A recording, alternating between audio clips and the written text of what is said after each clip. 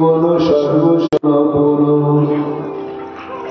রাধা কৃপাময় গোপম শ্রী গুরুদিন তারকম প্রভুম শ্রী গৌর গোপালম ভক্তানন্দে পুনঃ পুনঃ আজানুলম্বিত ভুজং কনকাবদাতো সংকীর্তনৈকপিতরো কমলায়তাক্ষো নিঃসাম্বরো দ্বিজবরো যুগধর্মপালো বন্দে জগৎপ্রিয়করো করুণাবতারো आनंद लीलामय विग्रहाय हेमावदिव्य छवि सुंदराय तस्मै महाप्रेम रस प्रदाय चैतन्य चंद्राय नमस्ते निरानंद विदं सर्वं प्रेमानंद स्वदीकृतं जेन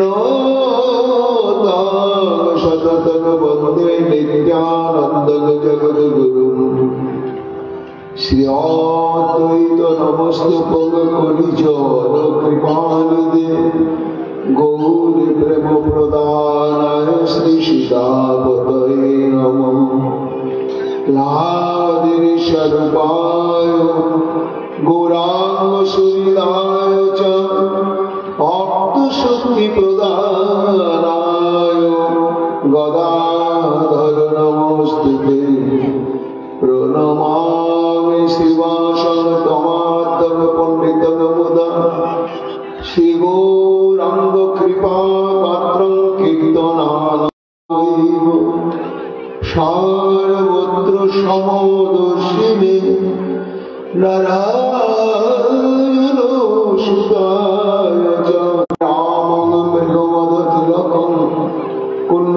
कुंडलाक्रांतगंडं गण्याक्षं कुंभकंठं स्मेतशुभगमुखं सादरेणस्तवेदं शैवं शान्तं त्रिभंगं रविकरवशभूषितं वैजयन्त्या वन्दे वृन्दावनस्तुतिशतकृतं ब्रह्मगोपालमीशं नमो नीलनेत्राय वेणुपात विनोदिने राधाधर सुधाफलं शालिने वनमालिने हे कृष्ण करुणा सिंधु दीनबन्धु जगत्पते गोपेश गोपिकाकान्त राधाकान्त नमस्ते मुखं करोति वाचालं पुंगं लङ्घयते गिरिं यत्कृपातमहं वन्दे परमानन्दमाधवं तप्तो काञ्चन गौराङ्गी राधे वृन्दावनेश्वरी वृषभानुसुते देवी तं नमामि हरिप्रिये महाभावस्वरूपातं कृष्णो प्रियागुरुश्री प्रेमभक्तिप्रदे देवी राधिकातं नमाम्यहम् वन्दे नन्दव्रजस्त्रीणां पदरेणविघ्नशं यशां हरिकथादिगीतं पुरातिर्भुवनत्रयम् चतुर्वदन ब्रह्मा दिवाहुरपरो भूरि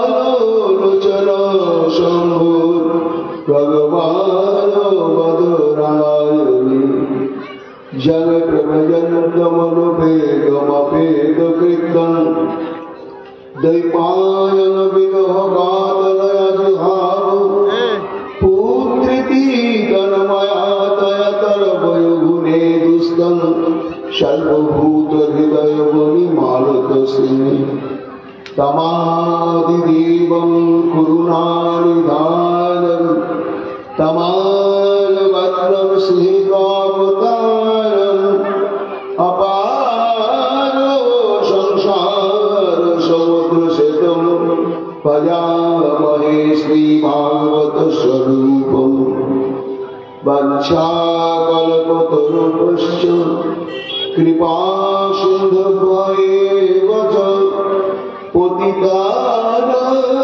पावनेभ्यो वैष्णवेभ्यो नमो नमो।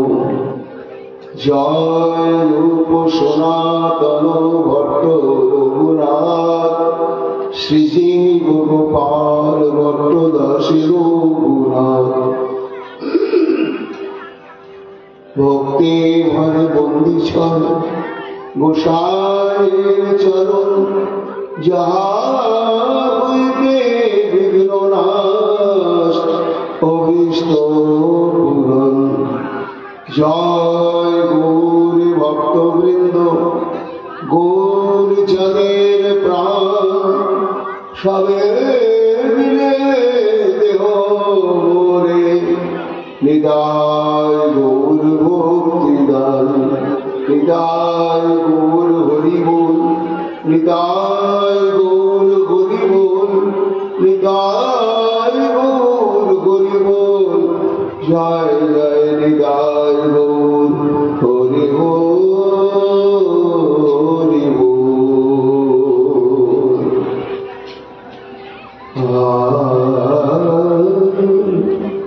যার মুখে ভার হরি কথা নাই তার কাছে তুমি যেও না। যার মুখে ভার হরি কথা নাই তার কাছে তুমি যেও না। যার মুখ ঘিরে ভুলে যাবে ঘুরি যার মুখ ঘিরে ভুলে যাবে ঘুরি তার মুখ পানে চেয়েও না। যার মুখে ভাই হরি কথা নাই তার কাছে তুমি যেও না।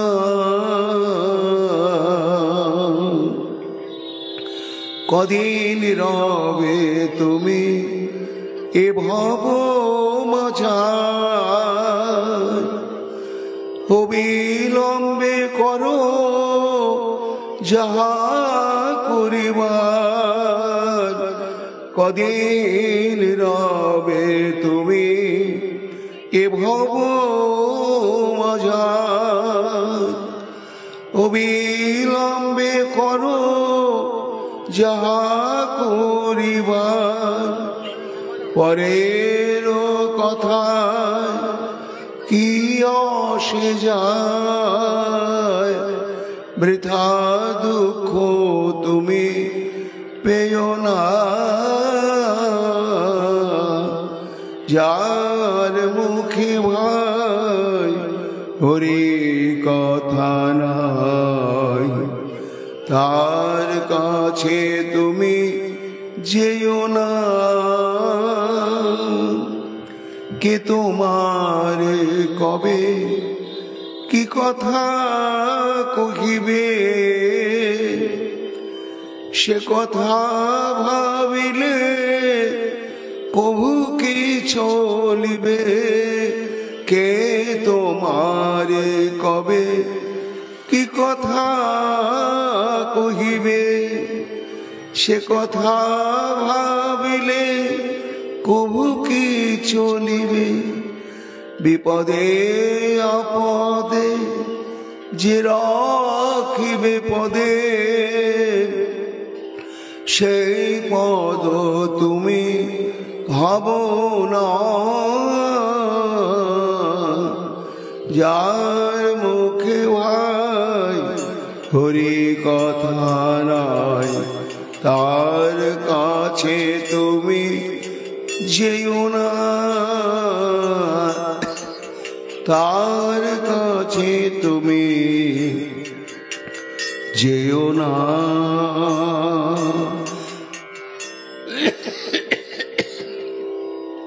জয় শ্রী রাধে। নরকা নাম ভগবন্দেশ বিশেষ অথবা বহিঃস্ত্রীলোকা আহস্যিত অন্তরাল ইতি।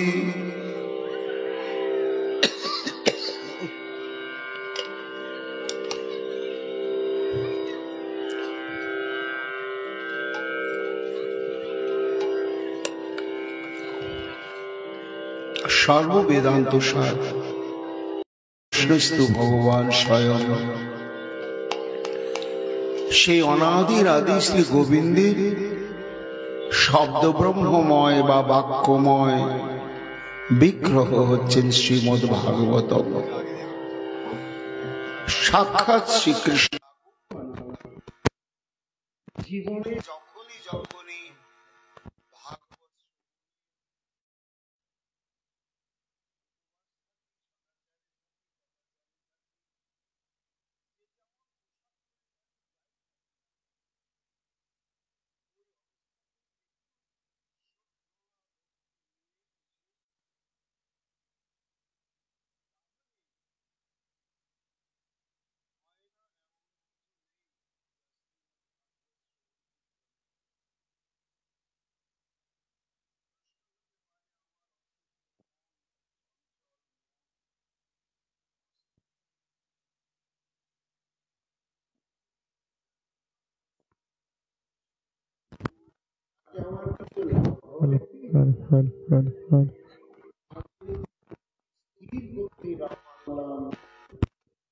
মনকে শুদ্ধ পবিত্র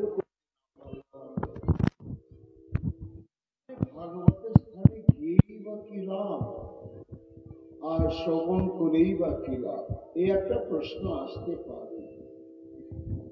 কিন্তু শ্রীমদ্ ভাগবতের ঋষি বলছে মাগই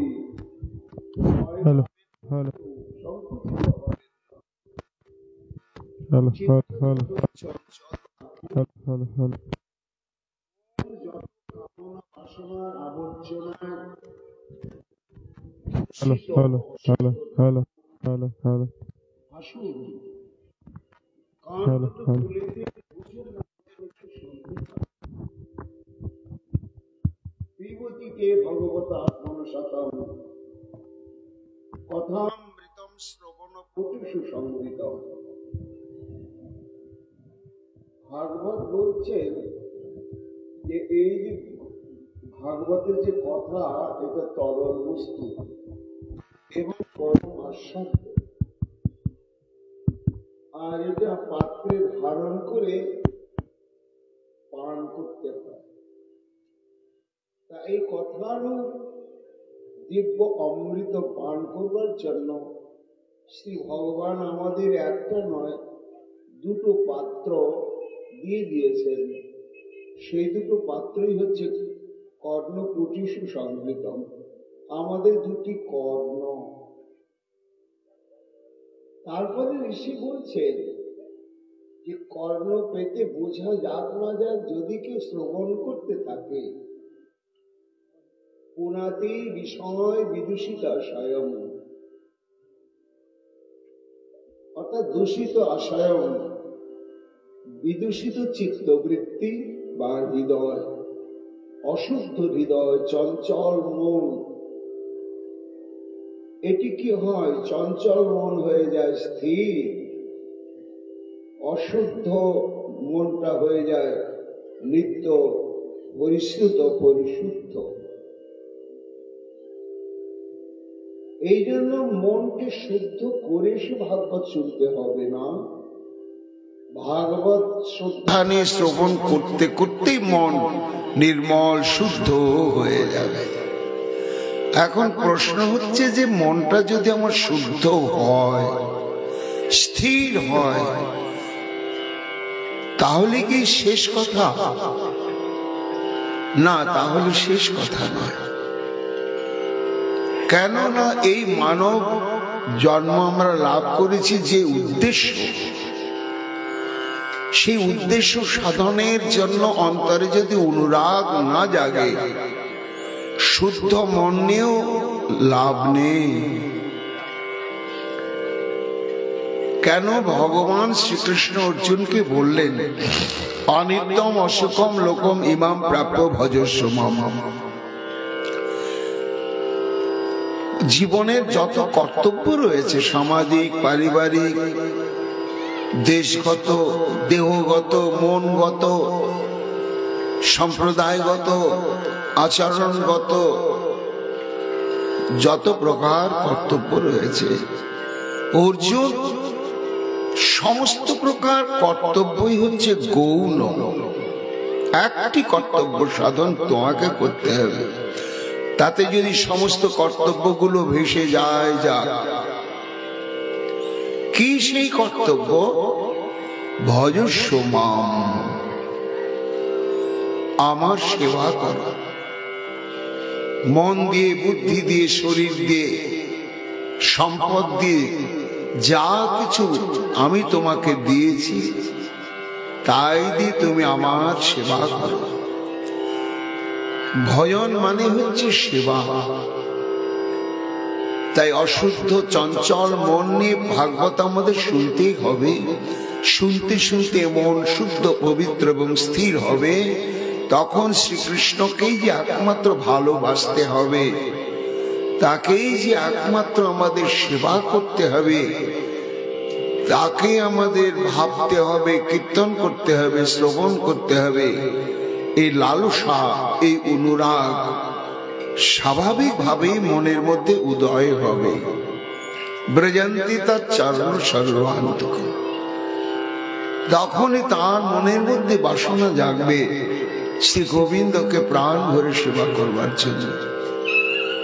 এই জন্য বোঝা যাক না যাক, এই ভাগবতকে আমাদের আশ্রয় করতেই হবে। আমাদের আজকের আলোচ্য প্রসঙ্গ নামের মহিমা। ভাগবতে ষষ্ঠ স্কন্ধে মহারাজ পরীক্ষিত প্রশ্ন করছেন শুকমুনির কাছে যে গুরুদেব, এর আগে আপনি সপ্ত স্বর্গের কথা, সপ্ত পাতালের বর্ণনা বলেছেন, কিন্তু তার ফাঁকে একটা শব্দ বলেছেন নরক। তা এই নরক সম্পর্কে আপনি বিস্তৃতভাবে আলোচনা করেন নাই। তা ভগবান দেশ বিশেষ অথবা বহিঃস্থিরাজ্ঞ এই নরকটা কি এই 14 ভুবনের অন্তর্গতই কোন একটা স্থান, না 14 ভুবনের বাইরে? এখানে কারা থাকে, কি হয়, এখানকার অধিপতি কে? এটা আমার বিস্তৃত জানবার ইচ্ছা। যদি আমার পক্ষে শ্রোতব্য বলে মনে করেন, যেটা হ্যাঁ পরীক্ষিত তোমার শোনার দরকার, তাহলে বলুন কৃপা করে। শুকমুনি বললেন, মহারাজ সাধু প্রশ্ন, তুমি প্রশ্ন করলে বলি জগতের জীব জানতে পারবে নরকের রহস্যের কথা। তাকে জানতে হবে, বুঝতে হবে। নরক একটি কাল্পনিক স্থান নয়, অতি বাস্তব। অনেকে মনে করেন যে প্রাচীন কালের মুনি ঋষিগণ মানুষকে ভয় দেখিয়ে, আতঙ্কের সৃষ্টি করে ধর্মপথে ধরে রাখবার জন্য কাল্পনিক ভাবে এই নরকের বর্ণনা করেছেন। কিন্তু সুখদেব গোস্বামী পাদ বলছেন, না মহারাজ, এটা মানুষকে ভয় দেখে ধর্মপথে ধরে রাখবার জন্য একটা কাল্পনিক বর্ণনা নয়, এটা অতীব বাস্তব সত্য, বৈজ্ঞানিক সত্য। কেন না, প্রমাণ আছে শাস্ত্রে, এবং এখন অত্যাধুনিক গবেষকগণ গবেষণা করতে করতে এই সত্যকে মেনে নিতে বাধ্য হয়েছে যে এই সৃষ্টির অতল একটা তলের দক্ষিণ দিকে জলের মধ্যে একটা উপগ্রহ রয়েছে। সেই উপগ্রহের নামই হচ্ছে নরক। এবং এই নরক এক প্রকার নয় মহারাজ, গুণে শেষ করা যাবে না কত নরক। তার মধ্যে মুখ্য নরক হচ্ছে 28টি। এই 28টি নরকের কথা তোমার কাছে খুলে বলি, শোনো।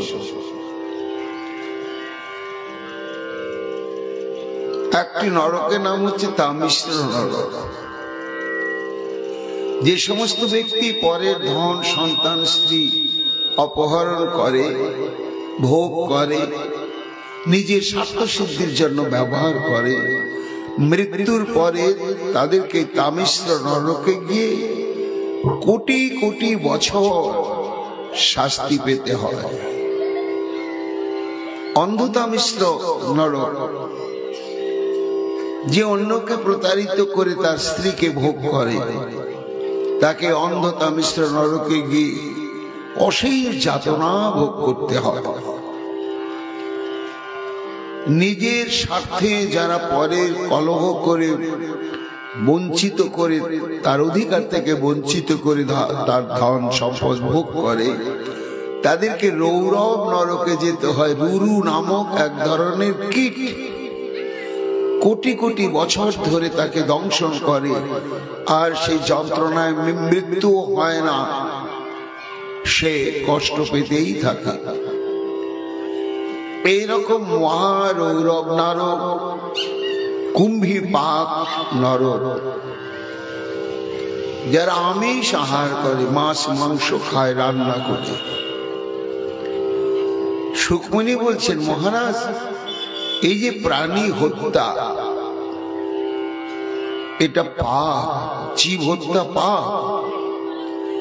কেন? বেদ বলেছেন, সৎসন্দ বন জাতেন শাকেনাপি প্রপুজ্যতে অশ্ব দগ্ধ উদরস্যাত কুজ্জান পাতকম মহৎ। মানুষ জন্মসূত্রেই নিরামিষভোজী জীব,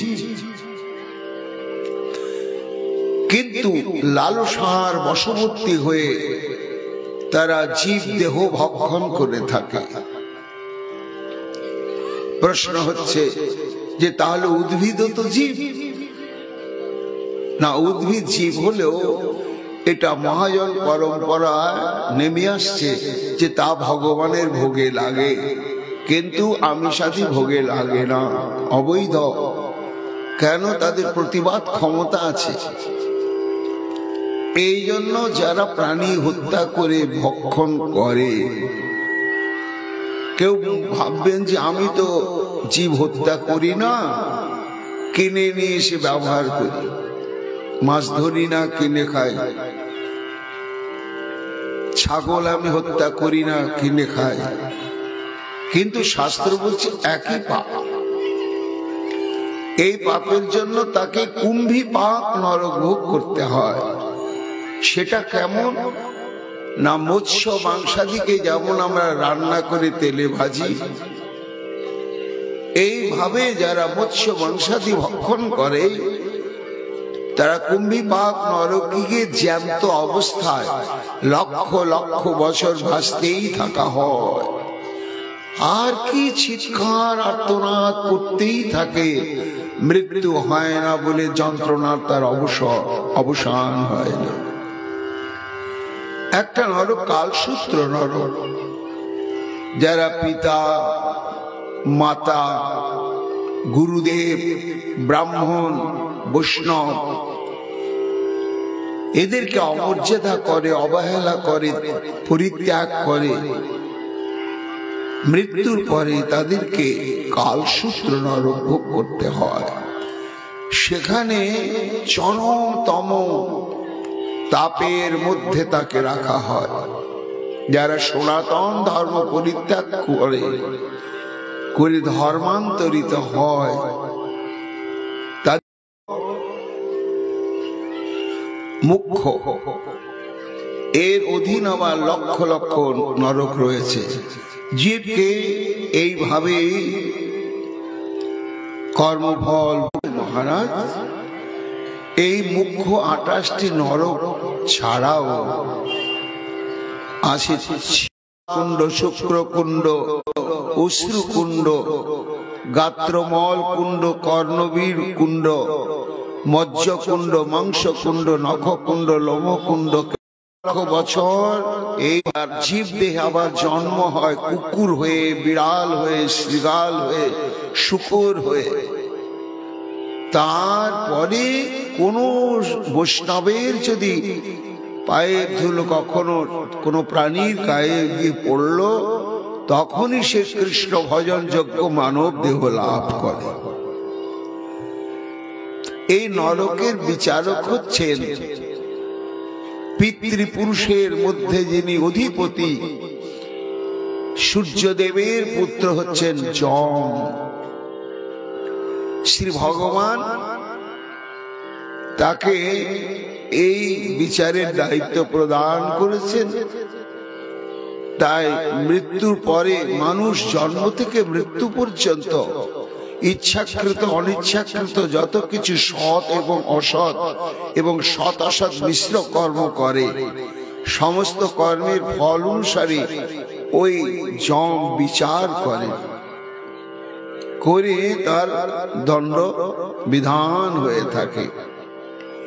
মহারাজ, এ নরক কাল্পনিক নয়, স্বপ্নিক নয়, অতি বাস্তব স্থান এবং এখানে জীবকে যেতেই হবে।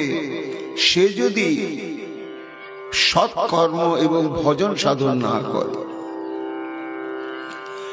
এই কথা শুনতে শুনতে মহারাজ পরীক্ষিত আতঙ্কে শিউরে উঠতে লাগল, চোখে জল এসে গেল। ইস, একটু আগুনে হাত ঠেকলে সহ্য করতে পারি না,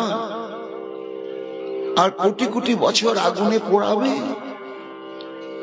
একটা সূচ গায়ে একটু বিঁধলে সহ্য করতে পারি না, আর সেখানে অজস্র অস্ত্রের দ্বারা এইভাবে আঘাত করতেই থাকবে। এত কষ্ট জীবকে পেতে হয়। হায় হায়, কিন্তু জীব তো সবসময় ইচ্ছা করে পাপ করে তা তো নয়। সে প্রভাবান্বিত হয়ে পাপ কর্ম করে। কিসের দ্বারা প্রভাবান্বিত হয় না, এটাই প্রশ্ন করেছিলেন অর্জুন শ্রীকৃষ্ণকে। অত কেন প্রযুক্তাং পাপং চরতি পুরুষঃ অনিচ্ছন্নপি বাষ্ণেয় বলাদিব নিয়োজিত। সখা বলতো, মানুষ জানে এটা কিন্তু পাপ, এটা খারাপ কর্ম, এর পরিণাম ভয়ঙ্কর, বুঝে করবো নাও ভাবে, তারপরে করতে বাধ্য হয়। কে যেন তাকে গলা ধাক্কা দিয়ে, ঘাড় ধাক্কা দিয়ে ওই পাপ কর্মটা করাতে বাধ্য করছে। মানে সে জেনেও থামতে, নিজেকে সামলাতে পারছে না। কে তাকে এইভাবে বাধ্য করছে? ঠিক বলেছ, ঠিকই বলেছ। মানুষ জানে, একটা শিশু, অজ্ঞান শিশু জানে এটা ভালো এটা মন্দ, কিন্তু সে মন্দ কর্ম করতে বাধ্য হয় কেন জানো? কাম এস ক্রোধ এস রজগুণ সমুদ ভব। কাম, ক্রোধ এবং রজগুণের দ্বারা প্রভাবান্বিত হয়ে সে পাপ কর্ম করতে বাধ্য হয়। সেই কথাই তুলে পরীক্ষিত বলছেন, গুরুদেব আহা বেচারা মানুষ এইভাবে কাম ক্রোধাদির দ্বারা প্রভাবান্বিত হয়ে পাপ করতে বাধ্য হচ্ছে, আর তার পরিণামই ভয়ঙ্কর নরক ভোগ। তা এই নরক ভোগের থেকে নিষ্কৃতি পাবার কি কোনো উপায় নেই গুরুদেব? সেটি কৃপা করে বলুন। সুখমণি বলছেন, হ্যাঁ মহারাজ আছে। কি? মনে করো কোনো মানুষ নরহত্যা করলো, তারপরে তার বিবেকটা জেগে গেল, ভুল করে ফেললাম, একটা মানুষকে আমি হত্যা করে ফেললাম। তখন তার ভেতরে চরম অনুশোচনা দেখা দিল। তখন সে ভাবলো যে এইভাবে যে আমি একটা ভয়ঙ্কর নরহত্যা পাপ কর্ম করে ফেললাম, এর মুক্তির কি উপায়? তখন সাধু এবং শাস্ত্রের দিকে তিনি তাকাতে থাকেন। তখন শাস্ত্র তাকে নির্দেশ দিয়ে দেয়, শাস্ত্রজ্ঞ যারা তারা বলেন যে তোমার এই নরহত্যা পাপের প্রায়শ্চিত্ত হচ্ছে এই কর্ম। মনু সংহিতাতে বিস্তৃত ভাবে কি পাপ করে ফেললে কোন প্রায়শ্চিত্ত করতে হয়। সুখদেব গোস্বামী পাদ বলছেন, মহারাজ সেই নরহত্যাকারী ব্যক্তি যদি শ্রদ্ধা সহকারে প্রায়শ্চিত্তটা ঠিকভাবে করে, তাহলে নরক ভোগ করতে হয় না।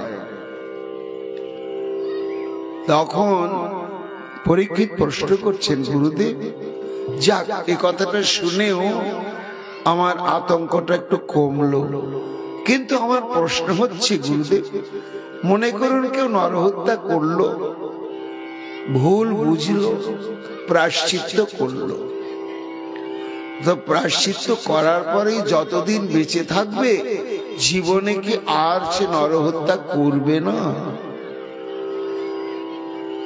সুখমণি বললেন, না মহারাজ, এটা বলা যাবে না।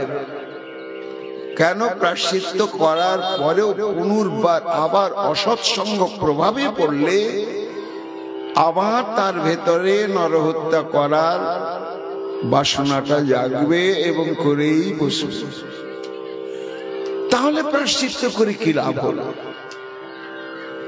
কচিৎ নিবর্ততে অভদ্রাৎ কচিৎ চরতি তৎপুনঃ প্রায়শ্চিত্তং অথপার্থং মন্যে কুঞ্জর শৌচবৎ। এই প্রায়শ্চিত্তটা, কুঞ্জর মানে হাতি, হাতিকে পুকুরে নামিয়ে সাবান শ্যাম্পু দিয়ে ভালো করে স্নান করে ফিটফাট করে গাটা মুছে উপরে তুলে ছেড়ে দিন, আর 1 মিনিটও দেরি করবে না, ও দৌড়ে গিয়ে সুর দিয়ে ধুলো বালি তুলে সারা শরীরটা ধুলো মাখা করবেই করবে। হাতির এই অভ্যাসের জন্য একটা ন্যায় বাক্যই হয়ে গেল, হস্তি স্নানবৎ। প্রায়শ্চিত্ত করার পরেও যদি তার পাপ কর্ম করার প্রবণতা না যায়, তাহলে প্রায়শ্চিত্তের লাভ কি? কিছুই তো লাভ নেই। সুখমণি বললেন, ঠিকই বলেছ মহারাজ, কেননা প্রায়শ্চিত্ত কর্মটাও একটা কর্ম, আর নরক ভোগ প্রাপ্তি এটাও কর্মের ফল। তাই কর্ম না কর্ম নিরাহরণ জাত্যন্তিক ঈশ্বরে অবিদ্বদ অধিকারিতাৎ প্রায়শ্চিত্তং বিমর্শনম। যেমন নোংরা জল দিয়ে কখনো নোংরা ধুয়ে পরিষ্কার করা যায়, তা যায় না। কাজে বিভিন্ন রকম কঠোর চান্দ্রায়ণ ব্রতাদি যে প্রায়শ্চিত্ত, সেটাও কর্ম, আর পাপটাও কর্ম। কাজে কর্মকাণ্ডের দ্বারা কখনো কর্মফল দূর হয় না, নিবৃত্তি হয় না। তবে তার চাইতে একটি উপায় অবলম্বন করে থাকেন, সেটি হচ্ছে তপসা ব্রহ্মচর্যেন সমেন চ দমেন চ ত্যাগেন শৌচাভ্যাং যমেন নিয়মেন বা দেববাগ বুদ্ধজং ধীরাং ধর্মজ্ঞ শ্রদ্ধান্বিতা শিপন্তঘং মহোদপি বেনু গুলমা বিমানল। কোন কোন মহাত্মা তারা এমন ভাবে অনুতপ্ত হয়ে যান যে তারা তখন কঠোর কঠোর সাধনাঙ্গকে গ্রহণ করেন। ব্রহ্মচর্য, কঠোর তপস্যা, অন্তরেন্দ্রিয় বহিরেন্দ্রিয় সংযম, দান, তারপরে সত্যনিষ্ঠা, শৌচ, অহিংসা, যম জপাদি নিয়মের প্রভাবে তারা আত্মসংশোধন করে। করার ফলে তাদের যে কর্ম সংস্কার, পাপ করব এই যে মনোবৃত্তির সংস্কারটা, এটা পুড়ে যায়। কেমন পুড়ে যায়? বেনু গুল্ম বিবানল। যেমন বাঁশবনে যদি দাবানল লাগে তাহলে বাঁশবনটা পুড়ে যায়। তখন পরীক্ষিত বলছেন, গুরুদেব হ্যাঁ, এতে প্রায়শ্চিত্তটা মানে কর্মকাণ্ডমুখী প্রায়শ্চিত্তের চাইতে এটা উন্নত, কিন্তু পরিণাম কি না, কাশবনকে যদি পুড়িয়ে দেওয়া হয়, পুড়ে গিয়ে শেষ শুধু মাটি।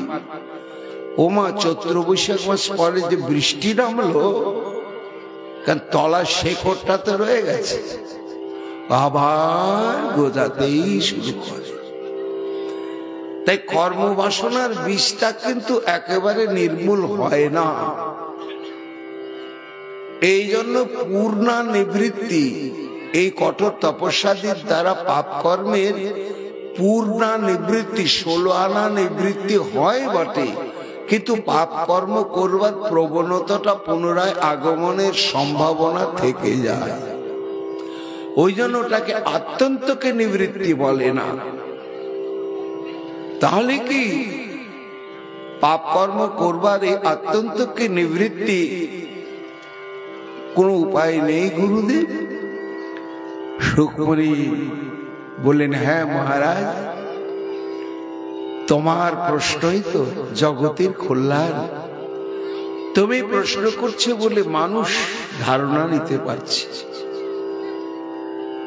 কেচিৎ কেবলায়া ভক্তা বাসুদেব পরায়ণ অঘং দুর্নন্তি।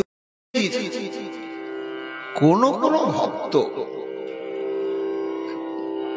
ঘোরে বুঝলো এই পাপ আমার প্রায়শ্চিত্তের দ্বারা খণ্ডন হলে আমি অনিচ্ছা, কিন্তু ওই ঘাসে পড়া শিশিরটা শুকাতে সূর্যের কি সারাদিন লাগে? সারাদিন লাগে না, শুকনো হয়ে যায়। তেমনি অনন্ত কোটি জন্মের পুঞ্জীভূত পাপ রাশি এক আপটি চরণটি স্মৃতিতে উদয় হয়, তাহলে মুহূর্তের মধ্যে সব পাপ শিশির বিন্দুর ন্যায় নিঃশেষ হয়ে যায়, ধ্বংস হয়ে যায়। উদ্ধবকে যথাগ্নি সমৃদ্ধাচ্ছি করতধ্বংসি ভস্মসা। এই যে মদ বিষয় ভক্তি, আমাতে যখনই অল্প পরিমাণ ভক্তির উদয় হয়, তখন যথাগ্নি সমৃদ্ধাচ্ছি করতধ্বংসি ভস্মসা। দাবানল যেমন শুকনো কাঠকে মুহূর্তের মধ্যে পুড়িয়ে শেষ করে দেয়, বিশাল বিশাল মনকে পুড়িয়ে ধ্বংস করে দেয়, তেমনি আমাতে যদি মুহূর্তের জন্য একটু ভক্তির উদয় হয়, হে উদ্ধব, অনন্ত কোটি জন্মের পাপ সব বিদূর হয়ে যায়, একেবারেই যায়। এটি হচ্ছে আত্যন্তকে নিবৃত্তির একমাত্র পথ। সদৃশেন ঝ্যাং লোকে পন্থাক্ষেম অকুত ভয়। সুশীলা সাধব যত্র নারায়ণ পরায়ণ। এই জন্য সাধুগণ তারা এক মুহূর্তের জন্য নয়, সারা জীবনটাই গোবিন্দ ভজনের জন্য উৎসর্গ করে দিয়েছেন।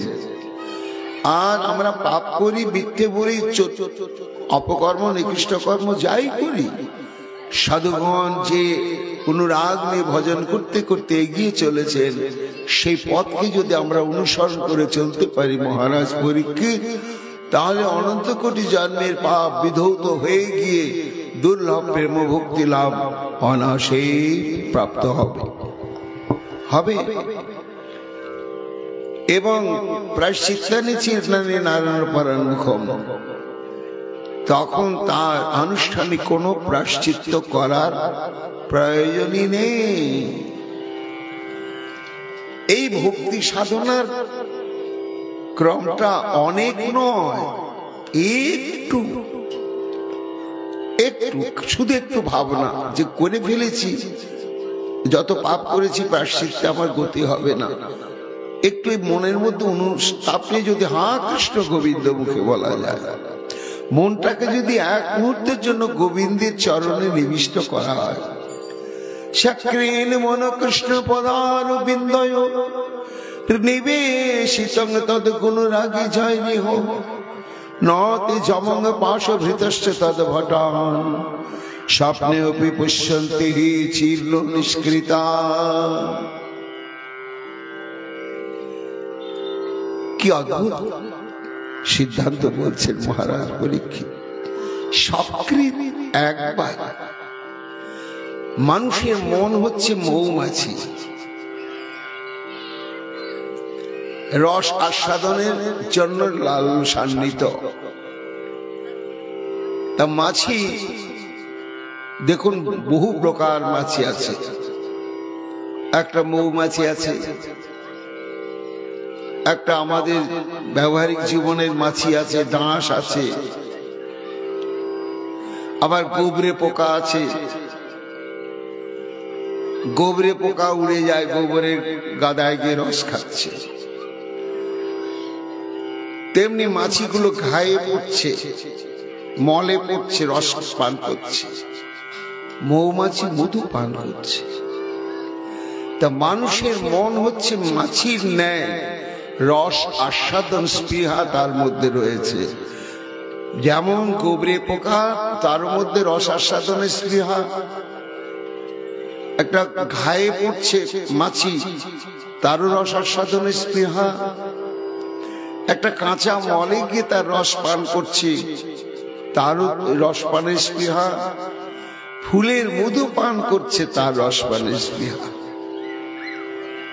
কিন্তু শ্রেষ্ঠকে সেই মধুটা কোন ফুলে রয়েছে, যে মধুর সন্ধান একমাত্র সাধুরাই জানেন।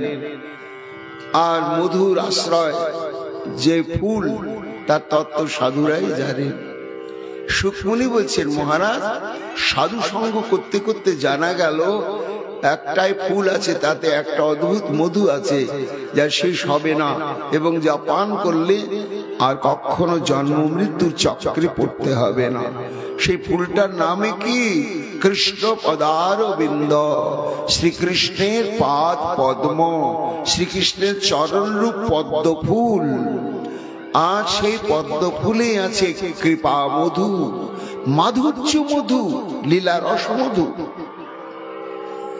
যদি কেউ সৎসঙ্গ প্রভাবে তার চিত্তকে ওই রস আস্বাদনে একবার অনুরাগী করে একটু আস্বাদন করতে পারে মহারাজ, তাহলে ধারণাতে পাপ কর্ম তার থাক না কেন, নতে জমং পাশভৃতস্য তদ্ভটা, কখনো জম বা তার দুধগণ সাক্ষাতে তো নিতে আসবেই না, স্বপ্নেও কখনো তাকে নিতে আসবে না।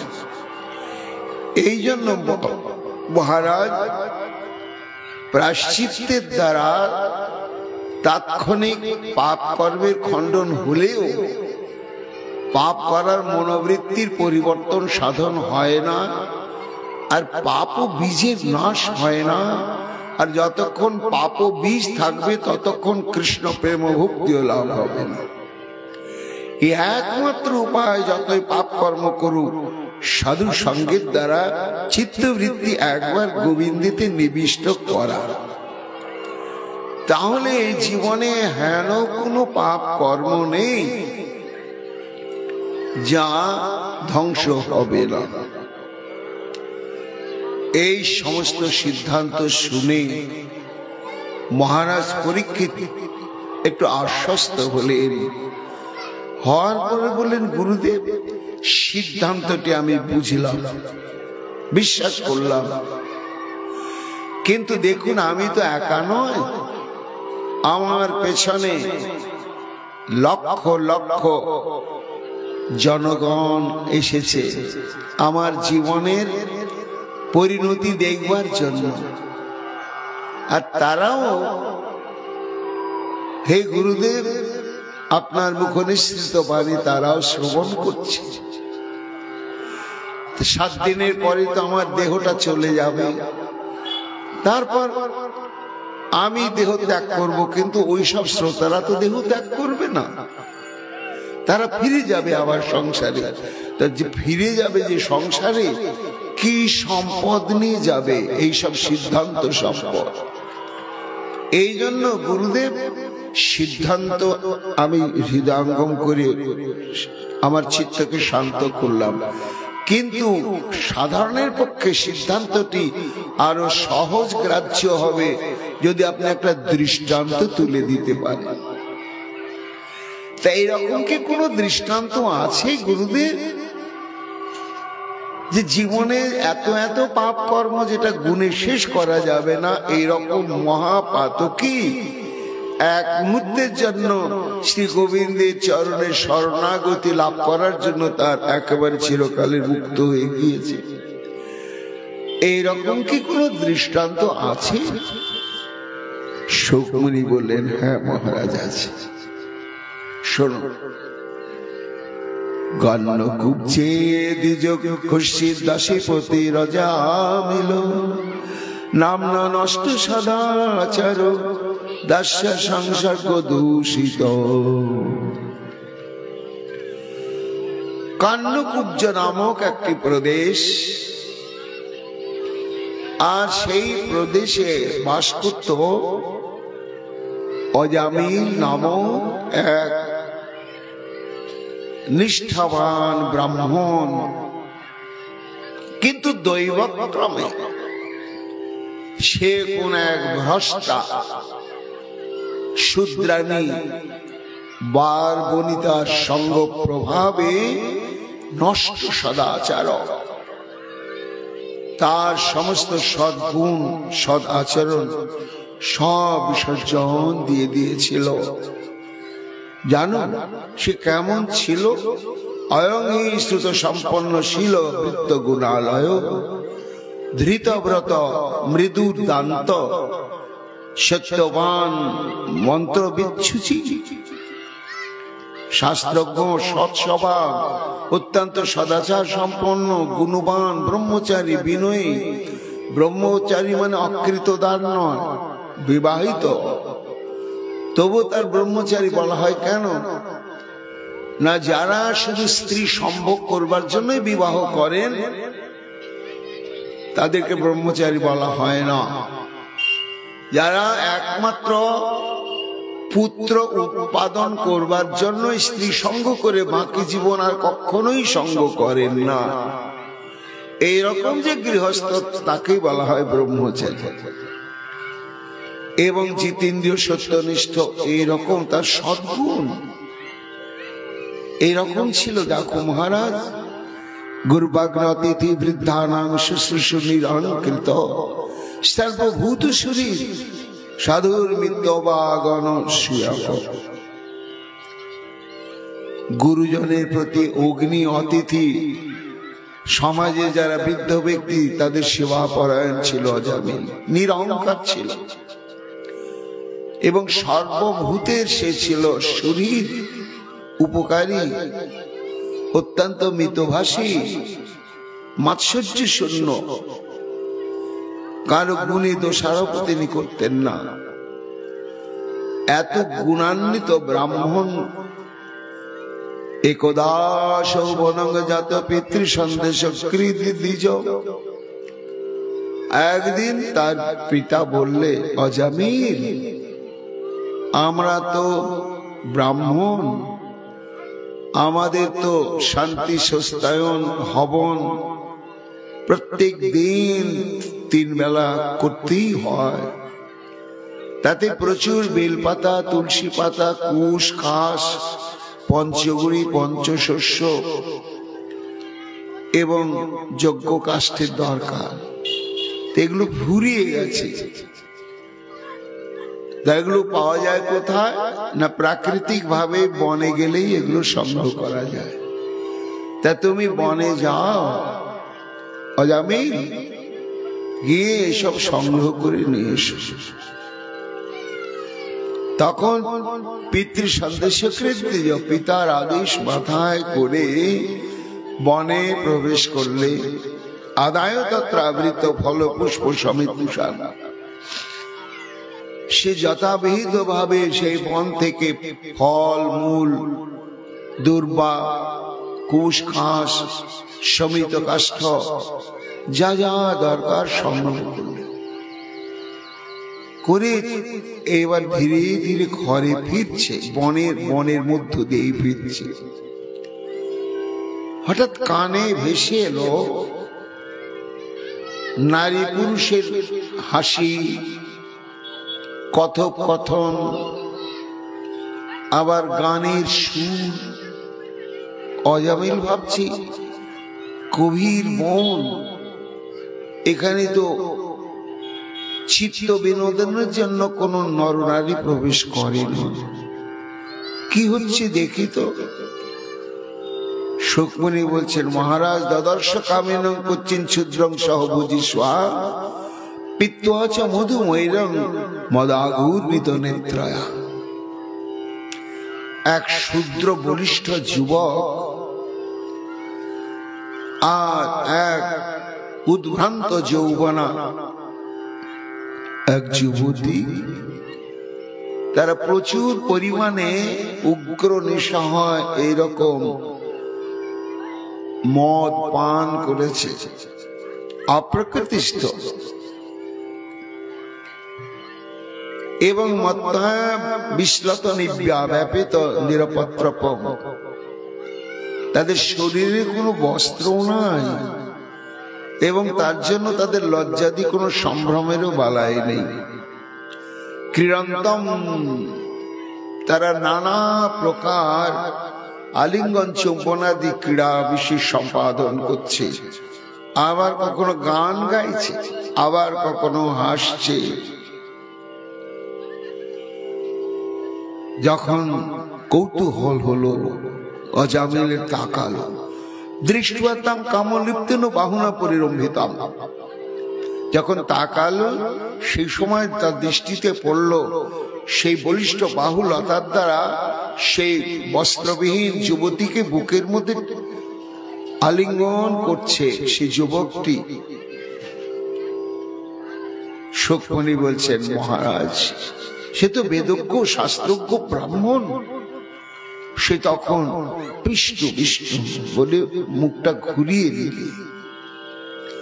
কেন না, শাস্ত্র বলেছে মানুষ কোন ছাড়, পশু বা পাখিতেও যদি মৈথুন কর্মে রত হয়, কোন পশুতে বা পাখিতে, তাহলে সৎ ব্যক্তি কখনো সেদিকে তাকাবেন না।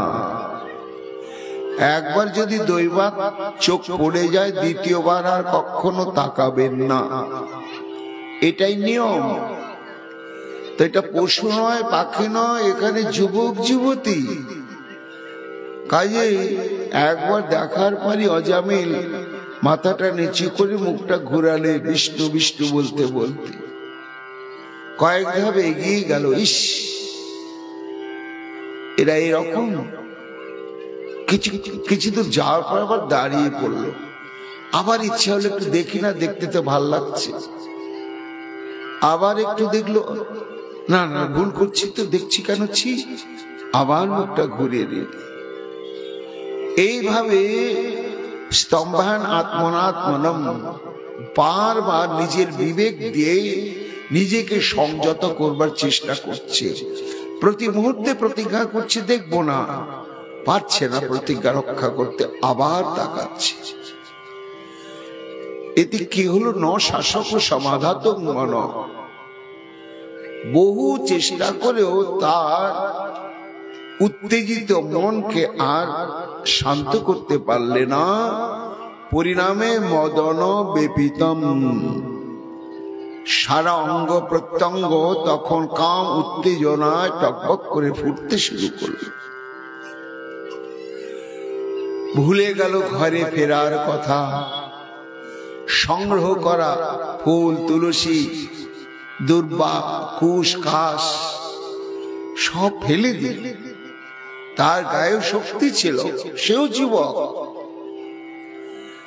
গিয়ে মুষ্টির আঘাতে আঘাতে সেই শূদ্র যুবকটাকে বন থেকে বিতাড়িত করে দিল। দিয়ে সেই ভ্রষ্টা রমণীর সঙ্গে কামক্রীড়া রত হতে গিয়ে তখন তার এমন একটা অনুভূতি জীবন এসে গেল যে এই সুখটা পাবার জন্যই মানব দেহ প্রাপ্তি, আর এই সুখটা আমার বিবাহিত স্ত্রীর দ্বারা পেতাম না, আমি এর দ্বারা পাচ্ছি। আর ঘরে ফিরল না, পিতা মাতার কাছেও গেল না, ঘরে সতী সাধ্বী স্ত্রী তার স্মৃতিটাও ভুলে গেল। সুকমুনি বলছেন, মহারাজ সেই ভ্রষ্টা রমণীকে নিয়ে নূতন জীবন শুরু করলো।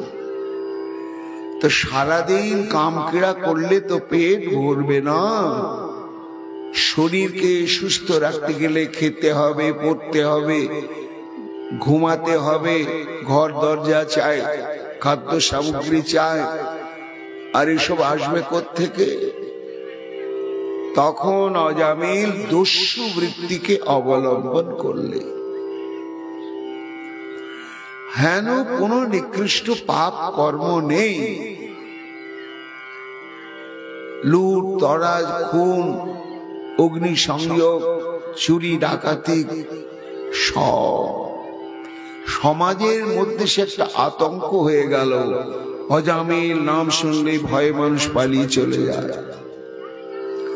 গ্রামের প্রান্তে বনের ধারে তার কুটির, চারিদিকে সমস্ত সে হত্যা করা পশুদের অস্থি চর্ম মদ্যভাণ্ড, এই নিয়ে তার জীবন চলতে চলতে বয়স অনেক হয়ে গেল এবং অনেক সন্তান হয়ে গেল, কিন্তু শারীরিক শক্তি তার কমল না। সুকমণি বলছেন, মহারাজ দৈবক্রমে একদিন ঘটনা ঘটল। কিছু পর্যটনকারী সাধু তারা এক তীর্থ থেকে আর এক তীর্থ যাবে, তো একদিন দুদিনে তো পৌঁছা যায় না, একটা তীর্থ থেকে আর একটা তীর্থে হয়তো 1 মাস ধরে হেঁটে যেতে হয়। এই জন্য মাঝে মাঝে যেখানে সন্ধ্যা বা রাত্রি হয় বা দুপুর হয়, অতিথি হতে হয়, কোনো ঘরে বিশ্রাম করতে হয়, ভোজন করতে হয়, আবার চলতে হয়।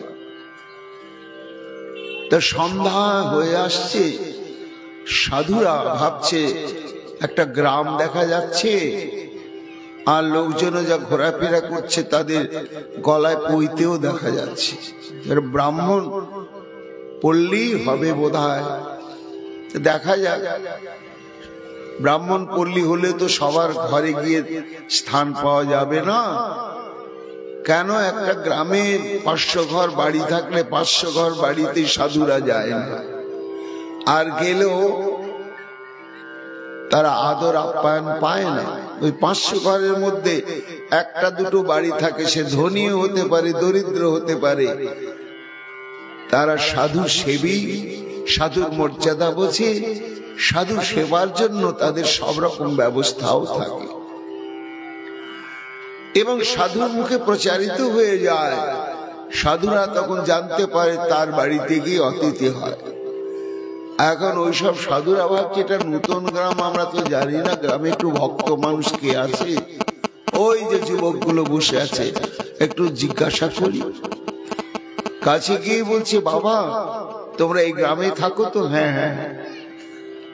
তা আমরা তো একটু রাতটা কাটাতে চাই, এই গ্রামের মধ্যে একটু ভক্ত ব্রাহ্মণ কেউ আছে যার বাড়িতে গিয়ে আমরা, দেখছি তো আমরা সাধু, একটু আশ্রয় পেতে পারি, অনুকূল পরিবেশ পেতে পারি। তখন যুবকগুলো মনে মনে ভাবছে, ভাই এদেরকে নিয়ে আজকে একটু মজা করা হোক। হ্যাঁ হ্যাঁ সাধু বাবারা, কোনো চিন্তা নেই, আমাদের গ্রামে একজন সর্বশ্রেষ্ঠ ভক্ত আছে, সে গ্রামেও থাকে না, এই রাস্তা দিয়ে চলে যান, গ্রাম শেষ হয়ে গেছে, একটু মাঠের মধ্যে দিয়ে গিয়ে দেখবেন একটা বন, ওই বনের প্রান্তে একটা বাড়ি রয়েছে, ওইখানে তার নাম অজামিল। সাধুরা তো আর বুঝতে পারলো না, ভাবলো ঠিকই বলে দিয়েছে। তারা যখন সেখানে গিয়ে পৌঁছালো তখনই বুঝতে পারলে যে যুবকগুলো আমাদেরকে প্রতারণা করেছে। এটা তো নরক, এটা তো ভক্তের আলয় নয়। চারিদিকে দুর্গন্ধ, অস্থি চর্ম সব এদিক ওদিক ইতস্তত পড়ে রয়েছে, মধ্য ভাণ্ড। হতভম্ব হয়ে গেল সাধুরা, সন্ধ্যাও সমাগত হয়েছে। আর অজামিল দেখছে, এই রে সাধুরা এইখানে। শোকমণি বলছেন, মহারাজ দর্শনে পবিত্র করো, এই তোমার গুণ। সাধুদের দর্শন করার সঙ্গে সঙ্গে অজামিলের এতদিন পরে যেন বিবেকটা একটু নাড়া দিল। আরে কে পাঠালো এদেরকে? এটা কি সাধুদের জায়গা? এটা নরককুণ্ড। আর আমার জীবনও তো আর তেমন নেই, আমি যে প্রাণ খুলে সাধু সেবা করব। অনুশোচনা এসে গেল, প্রণাম করলেন, কাঁদতে কাঁদতে জোড়হাত করে বললেন, সাধু বাবারা আমার বলবার কিছু নেই, পরিবেশ দেখেই তো আপনারা অনুমান করছেন এখানে আপনাদের মর্যাদা রক্ষা সম্ভব নয়। অজামিলকে দেখে সাধুদের হৃদয়টা গলে গেল, চোখের সামনে ভেসে উঠল তার জীবনের ভবিষ্যৎ ছবি। তারা তো মহান। তো তখন বললে, তোমার নাম অজামিল, ঠিক আছে, তুমি উদ্বিগ্ন হয়ে না বাবা, গাছের তলাটা ঝাড় দিয়ে দাও একটু, আমাদের সঙ্গে কম্বল তো আছে,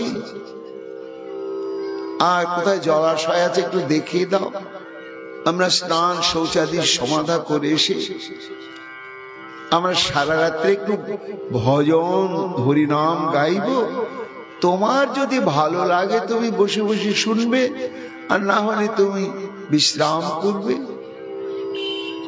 সাধুরা জলাশয় স্নান আদি করে এসে সারা রাত্রি তারা হরিনাম সংকীর্তন করলে।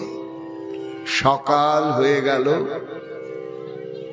তখন এক সাধু ভাবছে, এর যা জীবন, ভজন সাধন করে সৎ উপদেশ গ্রহণ করে এ কখনো আর শোধন হতে পারবে না। এতই পাপ আর এমন স্থানে পৌঁছে গিয়েছে, কিন্তু তাই বলে কি ভগবত কৃপা থেকে বঞ্চিত থাকবে? উপায় কি?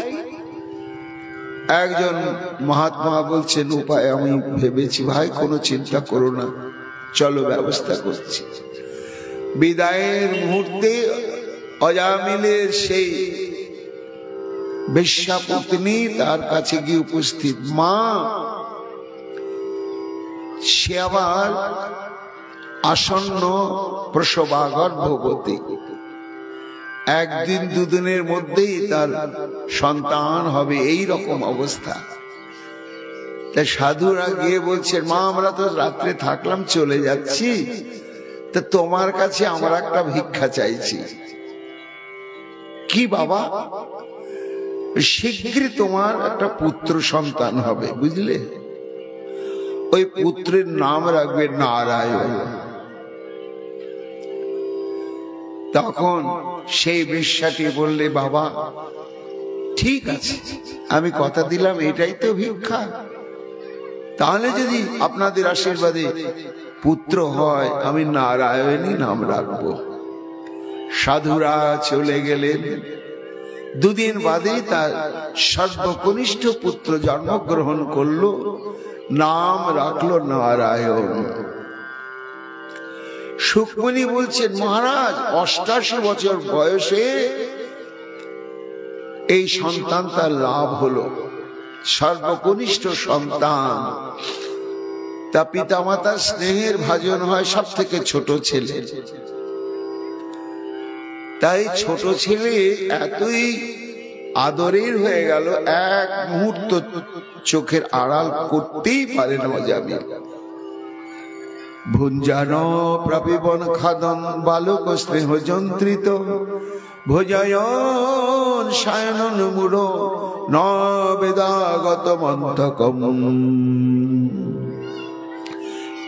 খেতে বসলে, এই নারায়ণ আমার সঙ্গে বসে খাবে, মুখ ধুতে গেলে আমার সঙ্গে মুখ ধুবি, স্নান করতে গেলে আমার সঙ্গে করবি, বেড়াতে গেলে আমার সঙ্গে বেড়াবি। মানে ছায়ার মতন সঙ্গে সঙ্গে রাখে। আর নারায়ণ নারায়ণ নারায়ণ নারায়ণ নারায়ণ।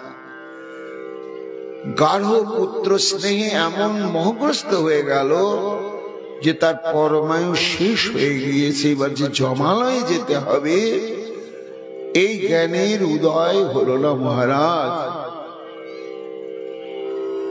ক্রমে ক্রমে এই কনিষ্ঠ সন্তানের নাম নারায়ণ হচ্ছে নবম সন্তান। একদিন তার পরমায়ু ফুরিয়ে গেল, খাটিয়াতে শুয়ে আছে, অনতি দূরে সর্বকনিষ্ঠ পুত্র নারায়ণ খেলাধুলা করছিলেন। তো অর্ধ অচেতন অবস্থায় দেখতে পাচ্ছে ভয়ঙ্কর 3 জন যমদূত তাকে বেঁধে নিয়ে যাওয়ার জন্য একবারে সামনাসামনি এসে উপস্থিত হয়েছে। দেখতে পাচ্ছ, দেখতে পেয়ে এত ভয় আতঙ্ক হয়ে গেল। সেই সময় দেখছে, তার ছেলেটা তো নেই। ছেলেটা কিছু করতে পারবে বা না পারবে সেটা নয়, একটা তো সহায়। তাই দূরে ক্রিয়ানা সপ্ত পুত্র নারায়ণ আহ্বায়ম প্লাবিতেন শরীরুচ্চার রাজু হাবকুলেন্দ্রিয়। অনতি দূরে খেলায় নিবিষ্ট ছিল তার সর্বকনিষ্ঠ পুত্র। এইবার আসক্তির সঙ্গে, পুত্র তো সর্বছোট ছেলে পুত্র, আসক্তির সঙ্গে নারায়ণ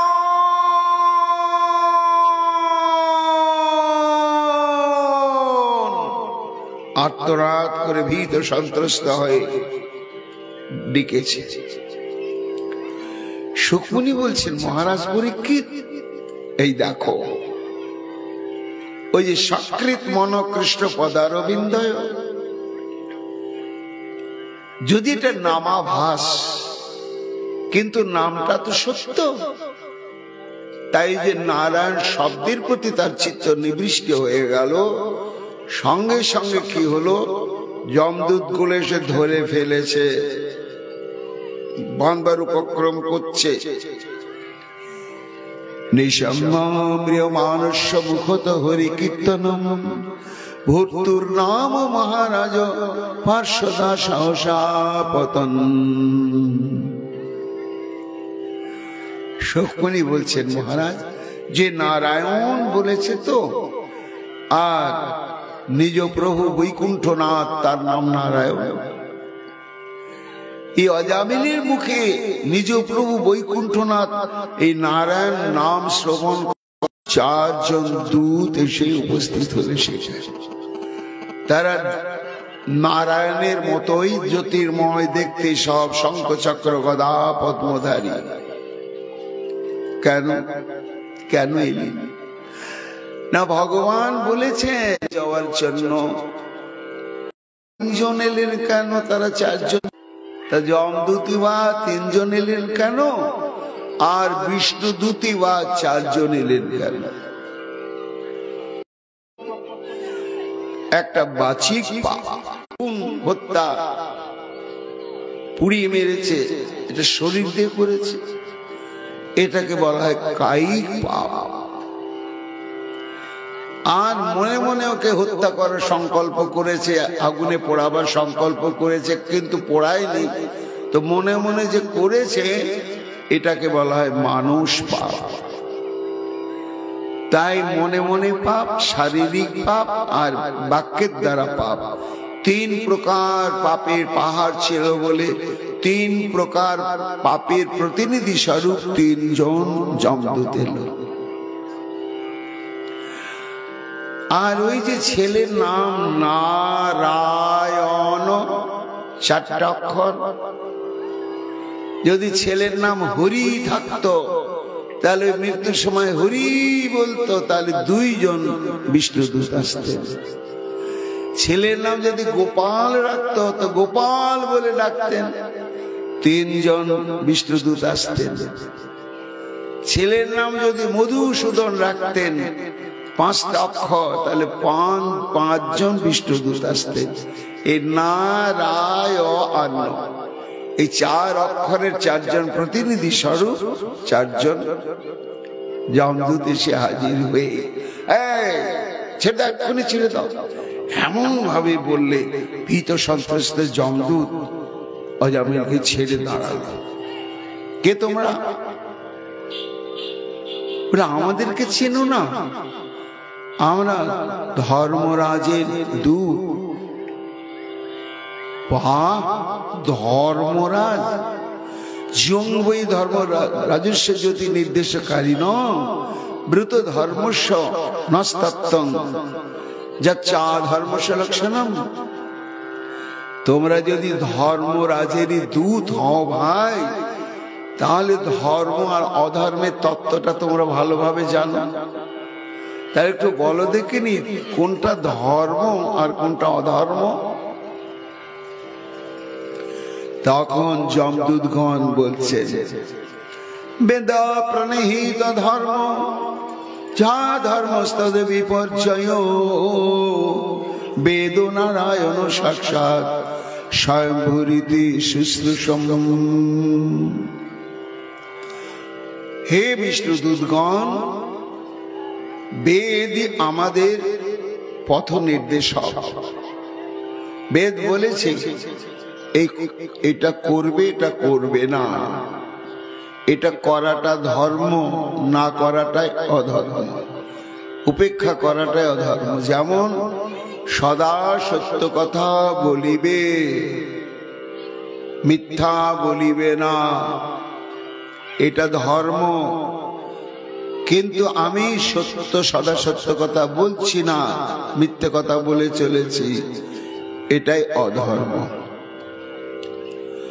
বাহ, তাহলে তো ধর্ম আর অধর্ম তত্ত্ব তোমরা ভালোই বুঝো, তোমাদের প্রভু ভালোই বুঝে। ইস, এতই জ্ঞান, কিন্তু এইরকম কষ্ট হচ্ছে আমাদের এইরকম নিকৃষ্ট কর্ম করতে তোমরা এসেছো। অহো কষ্টং ধর্ম দিশাম ধর্ম পৃষ্ঠতে সদাম যত্রা দণ্ডেশ পাপেষু দণ্ড যদ্রিয়তে বৃথা।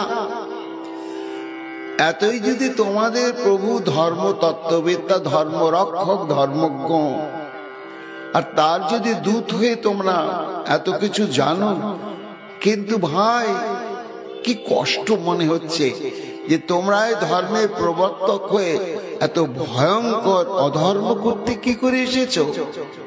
আর তোমাদের প্রভুই বা এত বড় ভয়ঙ্কর অধর্ম কর্ম করতে তোমাদের কেন পাঠিয়ে দিলে? হরি হরি এত বড় দেখিল প্রমাদ, ধর্মরাজ হইয়া করে এত অপরাধ। অদণ্ডে দণ্ডে পুণ্য লোকে পাপ ধরে, ধর্মরাজ হয়ে এখন দুষ্ট কর্ম করে, এটা ধর্মরাজের নিয়ম বিচার। অদণ্ডে দণ্ড, যে যাকে দণ্ড দেওয়া যাবে না তাকে দণ্ড দিতে তোমরা নিয়ে যাচ্ছ। আর পাপীদের নরকে স্থান, যার পাপই নাই এক ফোঁটা, তাকে তোমরা নরকে নিয়ে যাওয়ার জন্য আসছো। এটা প্রকৃত ধর্ম নাকি? কেন এই কথা বলছো বিষ্ণুদূতগণ? অজামিলের পাপের তো সীমা নেই। এবং শুধু আমরা যে এমনি এমনি অনুমানে এসেছে তা নয়, মানুষ বুঝে না। মানুষ যে পাপ কর্ম করে তার সাক্ষীগুলো, কতগুলো সাক্ষী আছে জানো? সূর্য অগ্নি খং মরুদ গাব সম সন্ধ্যাহনি দিশ কঙ্কু কালো ধর্মেতে ছেতে নৈচস্য সাক্ষী না। সূর্যদেব সাক্ষী থাকছে, যত গোপনে আমি যাই পাপ করি। অগ্নি, আকাশ, বায়ু, গোমাতা, চন্দ্র, সন্ধ্যা, দুপুর, সকাল, 10 দিক সাক্ষী থাকছে আমার কর্মের। পৃথিবী, তারপরে দিন রাত্রি, এবং সর্বোপরি দৈজস্য সাক্ষী ন, এই দেহের মধ্যে সাক্ষী স্বরূপ পরমাত্মা রয়েছে। একে ফাঁকি দাও কারো পক্ষে সম্ভব নয়। তাই যমদূতগণ বলছেন যে অজামিলের পাপ কর্মের এতগুলো সাক্ষী, শুধু অজামিলের নয়, পৃথিবীর যে কোনো লোকেরই কর্মফলের সাক্ষী এরা সবাই। কাজেই প্রায়শ্চিত্তে এত পাপ করেছে, এত সাক্ষী রয়েছে, তো জমালয়ে যাবে না, কোথায় যাবে? এই জন্যই তো বললাম যে তোমরা ধর্ম প্রবর্তক হয়ে এত বড় অধর্ম করতে এসেছো। আরে প্রায়শ্চিত্ত যে করে ফেলেছে, এমন প্রায়শ্চিত্ত করেছে যে তার উপরে আর প্রায়শ্চিত্তই হয় না, হবার নয়। অয়ং হি কৃত নির্বেশ জন্ম কট্টহং সামপি যদ ব্যজহার বিভূষণম স্বস্তায়নং হরে। এই যে নারায়ণ বলেছে এটা তো জানো? হ্যাঁ, তা জানো। এবং যে মৃত্যুর সময় বলেছে তা নয়, ওর ছেলের নাম নারায়ণ রাখার পর থেকে যতবার নারায়ণ নারায়ণ বলেছে ততবারই ওর প্রায়শ্চিত্ত হয়েই গিয়েছে। যে যমদূতগণ বলছেন, বিষ্ণুদূতগণ, আচ্ছা ছেলের নামটা যখন প্রথম নারায়ণ রাখলো তো প্রথম নারায়ণ নারায়ণ বলেছে? হ্যাঁ বলেছে। তারপর কি পাপ কর্ম করেনি? হ্যাঁ করেছে। তো তাহলে সেসব পাপের কর্মফল ভোগ করতে হবে না? বলে না, শোনো, ওই যে প্রথম যেদিন ওর ছেলে রাখা নাম নারায়ণটা বলে ডেকেছিল, সেই দিন ওর কোটি কোটি জন্মের বর্তমান, অতীত এবং ভবিষ্যৎকালের সমস্ত পাপই ধ্বংস হয়ে গেছে। তারপরেও নারায়ণ বলে ডাকার পরেও যে পাপ কর্মটা করেছে, ওই পাপ কর্মের ফল সৃষ্টি হয়নি। কেন না, পাপ করতে করতে ওটা একটা সংস্কার, ওটা সংস্কারেরই পরিণাম, ওটা ওর কৃতকর্ম নয়। দৃষ্টান্ত মানে দৃষ্টান্ত হচ্ছে এই গতিটা থামে না। যেমন দেখবেন একটা টিকটিকির লেজ হাত দিয়ে কেটে পড়ে গেল, অনেকক্ষণ লাফায়, লাফিয়ে তারপরে ধীরে ধীরে নিস্তেজ হয়ে যায়। তেমনি আপনি যদি একটা গাড়ি স্টার্ট বন্ধ করে দেন, তার সঙ্গে সঙ্গে থামবে না, ও কিছু দূর গড়াতে গড়াতে গড়াতে গড়াতে গিয়ে স্টার্ট তো বন্ধই হয়ে গেছে, গড়াতে গড়াতে গিয়ে থামে। তা তেমনি প্রায়শ্চিত্ত তার হয়ে গিয়েছে, কিন্তু পাপ করতে করতে যে পাপের গতি মোশন সেটা রয়ে গেছে। ওই সেই গতির দ্বারাই সে পাপ করলেও তার কোনো কর্মফল হয়নি। আর এই নারায়ণ নামটা কত গুরুত্বপূর্ণ। চতুর্নাং বেদানাং হৃদয়ম মিদমাকৃষ্য হরিণা চতুর্ভীর যদবর্ণে স্ফুটম অঘটি নারায়ণ পদম তদিদদ গায়ন্ত বয়ম অনিশমাত্মমধুনা পুনিম জানিম হরি পরিতোষায় কিমপি। জয় মহাপ্রভু। শ্রী শ্রী রাধা শ্যাম সুন্দর মন্দিরের পক্ষ থেকে ভক্তগণ আপনাদের কাছে ভিক্ষা পাত্র নিয়ে যাচ্ছে। মায়েরা বাবারা সবাই প্রাণ করে যার যেমন সামর্থ্য ভিক্ষা প্রদান করুন এবং ভাগবতী কথা শ্রবণ করুন। এই যে নারায়ণ চারটি অক্ষর, তো ভগবান এই চারটি অক্ষর চারটা বেদকে মন্থন করে তুলেছেন। সামবেদ মন্থন করে না, যজুর্বেদ মন্থন করে রা, আর ঋগ্বেদ মন্থন করে অ, আর অথর্ববেদ মন্থন করে ন। এই চতুর্নাং বেদানাং হৃদয়ম ইদমাকৃষ্য হরিণা, চারটি বেদের হৃদয় আকর্ষণ করে ভগবান এই নারায়ণ শব্দটি নির্মাণ করেছেন, যা জপ কীর্তন করার সঙ্গে সঙ্গে কোটি জন্মের পাপ বিদূরিত হয়ে যায়।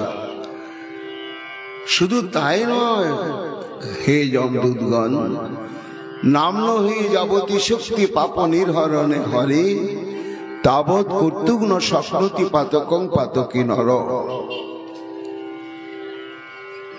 শোনো, একবার শ্রী ভগবানের অনন্ত নামের মধ্যে যে কোনো একটা নাম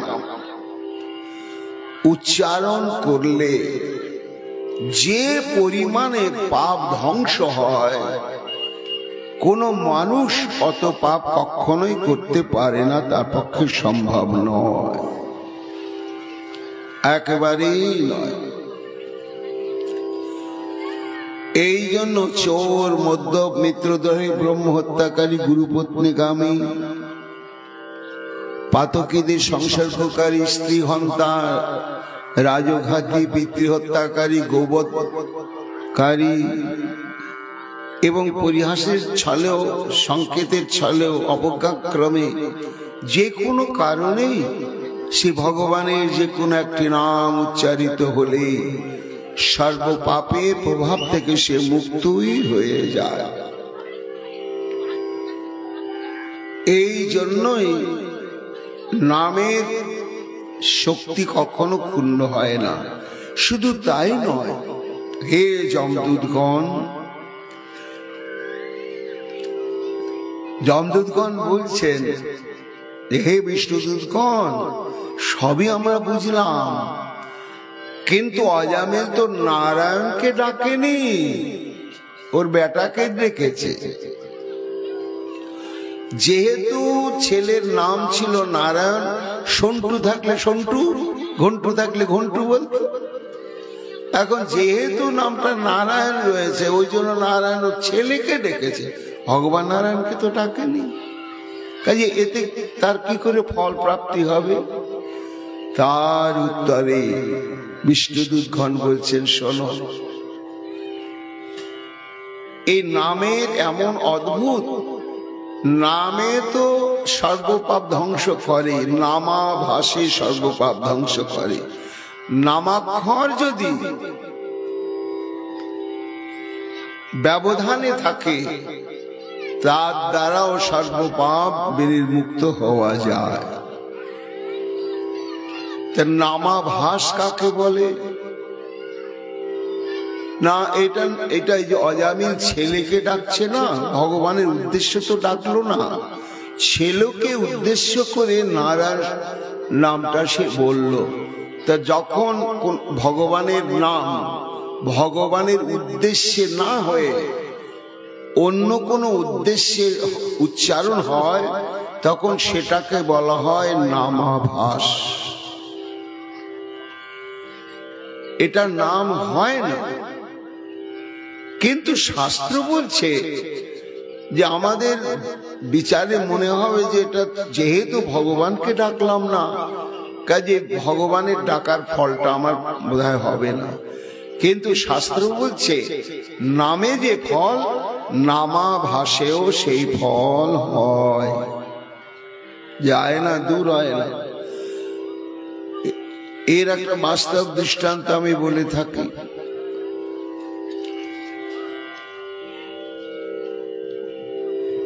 কলকাতা শহরে বউবাজার, সোনাপট্টি, তখন তো এত ঘিঞ্জি ছিল না, একেবারে স্বর্ণপট্টি থেকে গঙ্গার ধার পর্যন্ত রাস্তা, দোকান থেকে মুখ বাড়ালে গঙ্গার ঘাটও দেখা যেত। তা দুধারে বড় বড় সোনার দোকান। তা এক স্বর্ণ ব্যবসায়ী, সে ভক্ত, কিন্তু ভগবানের নামটাকে সে ব্যবসার ক্ষেত্রে ব্যবহার করে। তিলক মালা আছে, গলা তেজ খুব।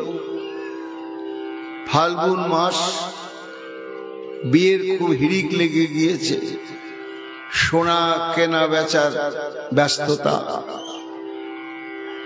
তা মফস্বলের কিছু লোক সোনা কেনা বেচার জন্য গঙ্গা পার হয়ে সোনাপট্টির দিকে ঢুকছে।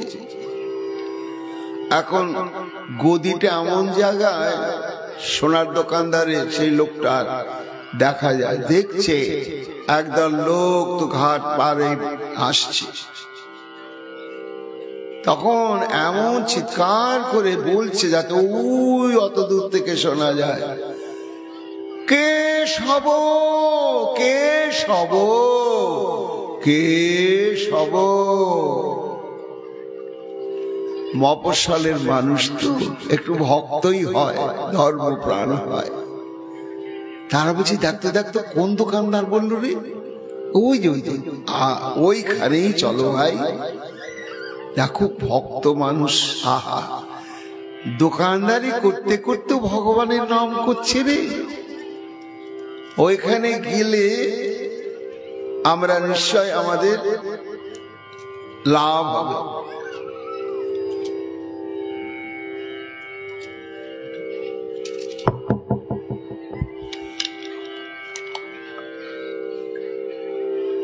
আরেকটা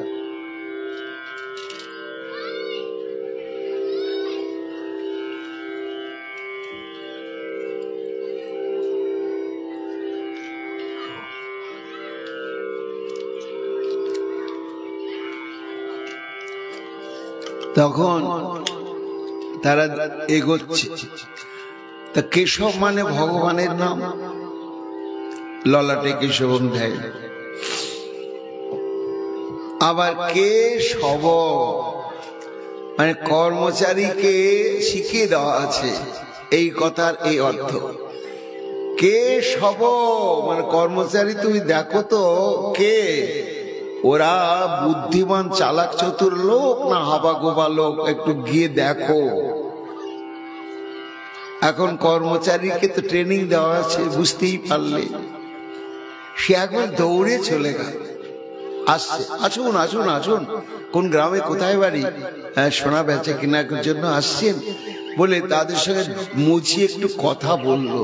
কথা বলতে বলতে বুঝে গেল যে মফস্বলের এরা সাদা সিধে লোক, দর কষাকষি করতে জানে না।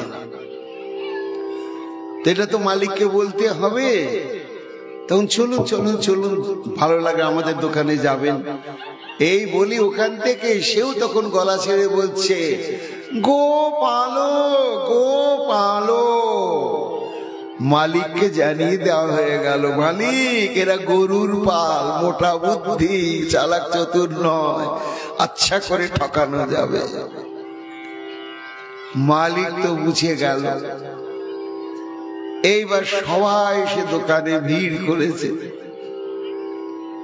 তখন যে সোনা কেনা বেচা যে কাউন্টারে হয় লোকটা আছে, সেই লোকটার দিকে তাকিয়ে তখন আবার দোকানদার বলছে, হরি হর, হরি হর, মানে এরা তো মোটা বুদ্ধি গরুর বুদ্ধি মতন, কাজে দেখে দামেও মারো ওজনেও মারো, যত পারো হরণ করে নাও। আমি আপনি কি বলবো? বলি এর চাইতে ভণ্ডামি আর জগতে কিছু নেই। কেন না, এই যে কেশব, গোপাল, হরি, হর সব ভগবানের নাম, কিন্তু কি উদ্দেশ্যে ব্যবহার হচ্ছে? ভজনের উদ্দেশ্যে নয়, শ্রী ভগবানের উদ্দেশ্যে নয়, ব্যবসার স্বার্থে। তাহলে এটা তো তার পাপ হয়ে গেল। কিন্তু শাস্ত্র কি বলছে? যে না, পাপ হলো না। কেন না, উদ্দেশ্যটা তার যাই হোক, নামটা হচ্ছে ত্রিকাল সত্য বস্তু, নিতাই গৌর হরি বল। এই জন্য মৃত্যুর পরে ওই ব্যবসায়ী কর্মচারী সবারই সদ্গতি লাভ হয়ে গেল। কেননা সারাদিনে যে কতবার কেশব কেশব, গোপাল গোপাল, হরিহর হরিহর তারা বলতে বলতে ওই জীবনের কর্মফল বিচারে গিয়ে ওই কেশব বলাটাই থাকলো, আর পাপ কর্মাদি সব মাপ হয়ে গেল। এই জন্যই বলছেন বিষ্ণুদূতগণ যে ভাই মনে কিছু করো না, ও ছেলের উদ্দেশ্যে ডাকার জন্য যেহেতু নামাভাস, তবু কিন্তু তার শক্তিটা পরিপূর্ণ। জেনে না জেনে যেমন আগুনে হাত দিলে হাত পড়ে, তেমনি বুঝে না বুঝে যে কোনো উদ্দেশ্যে ভগবানের নাম উচ্চারণ করলে তার পরিণাম হয় একটি। আর নাম যদি, নামাক্ষর যদি ব্যবহৃত, যেমন কেউ মনে করুন রাজ মহিষী যাচ্ছেন, মহিষী মানে রানী, ওই যে স্বর্ণ চতুর্দলায় সাড়ম্বরে রাজমহিষী যাচ্ছেন, তাই এই যে রাজমহিষী যাচ্ছেন, এখানে তো ভগবানের নাম হলো না, হলো কি? কিন্তু শাস্ত্র বলছে যে হ্যাঁ, এই রাজমহিষী যাচ্ছেন বলাতে ভগবানের নাম উচ্চারণ তার হয়ে গেল। কিভাবে হলো না, ওই যে রাজমহিষী, রাজ বলতে একটা রয়াকার, আর মাঝে আছে বর্গে জ, তারপর মহিষী বলতে গিয়ে একটা ম আছে, তাহলে আগে আছে রাম, একটা অক্ষর বাদে আগে আছে রা, তারপরে একটা অক্ষরের পরে আছে ম, তাহলে কি হলো? রাম। ওই জন্য রাজমহিষী যাচ্ছেন বললেও যেহেতু দু তিনটা শব্দের মধ্যে রয়াকার এবং ম দুটি অক্ষর ভগবানের নামাক্ষর রয়ে গেছে, এই জন্য নামটা ব্যবধানে থাকলেও, অক্ষরগুলো ব্যবধানে থাকলেও এটা ভগবান নামেরই উচ্চারণের ফল প্রাপ্ত হয়ে গেল। এই জন্য কখনো অজামিল আর যাবে না জামালয়। অজামিল শুনছে সব, আর ধীরে ধীরে ধীরে ধীরে তার অনুচোচনার আগুন দাউ দাউ করে জ্বলতে লাগলো, চোখের সামনে ভাসতে লাগলো তার অতীত জীবন, যত কুকীর্তি করেছে সমস্ত ছবিগুলো ভেসে উঠতে লাগলো। আর আক্ষেপ, হায় আমার তো পরমায়ু শেষ, আমি তো আর পরমায়ু ফিরে পাবো না। যদি ফিরে পেতাম, ছেলেকে নারায়ণ বলার জন্য আজ আমার এত সৌভাগ্য প্রাপ্ত হলাম। আমি যদি পরমায়ু ফিরে পেতাম, বাকি জীবনটা এইভাবে প্রাণ খুলে হরিনাম সাধন করতাম। এই বলে যখন কাঁদতে লাগলে, আক্ষেপ করতে লাগলে, সুকমণি বলছেন মহারাজ পরীক্ষিত, বিষ্ণু দূতগণ তখন ভগবান বিষ্ণুর ইচ্ছাতে প্রাণটা ফিরিয়ে দিয়ে অজামিলকে আবার কিছুদিন পরমায়ু প্রদান করলেন। আর যমদূতগণকে বললেন তোমরা ফিরে যাও। যমদূতগণ অপমানিত হয়ে ফিরে তার যে চিন্তা করতে লাগলে যেতে যেতে এটা যমরাজের কাছে আমাদের ভেদটা ভেঙে নিতেই হবে। এই বলে তারা যম মহারাজের দিকে চললে বিষ্ণুদূতগণ সাধন ভক্তি অনুশীলন করার সৌভাগ্য অজামিলকে প্রদান করে দিয়ে তারাও ভগবত ধামে চলে গেলেন। অজামিল বেঁচে উঠে আর চিনতে পারল না পুত্রকে, শুধু শ্রী ভগবানকে দেখতে পাচ্ছে। এক মুহূর্ত দেরি করলে না, সমস্ত পরিত্যাগ করে শ্রী ভগবত ধাম হরিদ্বারের দিকে অগ্রসর হলেন। আর কাঁদতে কাঁদতে গাইছেন, মন এই ভুলটা যেন আর কখনো করিস না। नाम हरि का जप ले बंदे फिर पीछे पछताएगा। ওরে অজামিল, আর এই ভুল করিস না, যা হওয়ার হয়ে গেল। এখন হরি নাম অন্তত নিরন্তর জপ কর। नाम हरि का जप ले बंदे फिर पीछे पछताएगा, फिर पीछे पछताएगा, फिर पीछे पछताएगा। नाम हरि का जप ले बंदे फिर पीछे पछताएगा। कहता तू है मेरी काया, काया का गुमान क्या। अजामिल, এই দেখো দেহের সুখ স্বাচ্ছন্দ্য, তার জন্য পাগল হয়ে গিয়েছিলি, কিন্তু দেহটাকে সত্যি আমার। চাঁদ সে সুন্দর তন তেরা, চাঁদ সে সুন্দর এ তন তেরা, मिट्टी में मिल जाएगा, फिर पीछे पछताएगा। মন, এত সুন্দর শরীর, পার্লারে গিয়ে কত মাজা ঘষা করে চকচকে করছি, চোখ ধরানোর জন্য করে রাখছি, কিন্তু একদিন এমন সুন্দর দেহটাও মাটির সঙ্গে মিশে যাবে। কাজে আর ওই ভুল নয়, চলো হরিনাম সাধনে নিমগ্ন হও। वहां से तू कालाया बंदे, यहाँ से क्या ले जाएगा।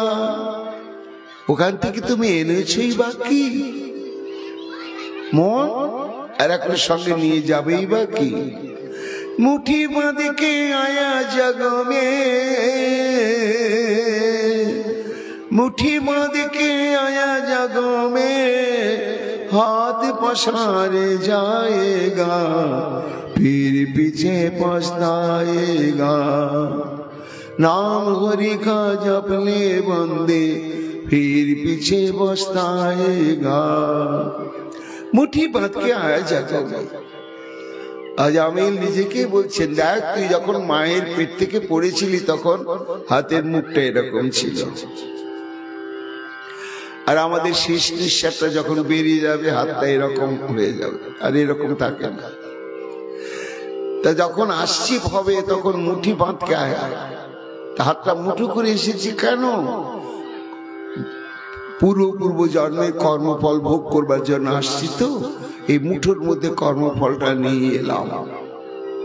যতদিন বাঁচলাম ওই শূন্যস্থান পূরণ, যা যা কর্মফলের, যেমন যেমন যেদিনে হোঁচট খাবো, যেদিনে ধাক্কা খাবো, অ্যাক্সিডেন্ট হবে, সব লেখা আছে।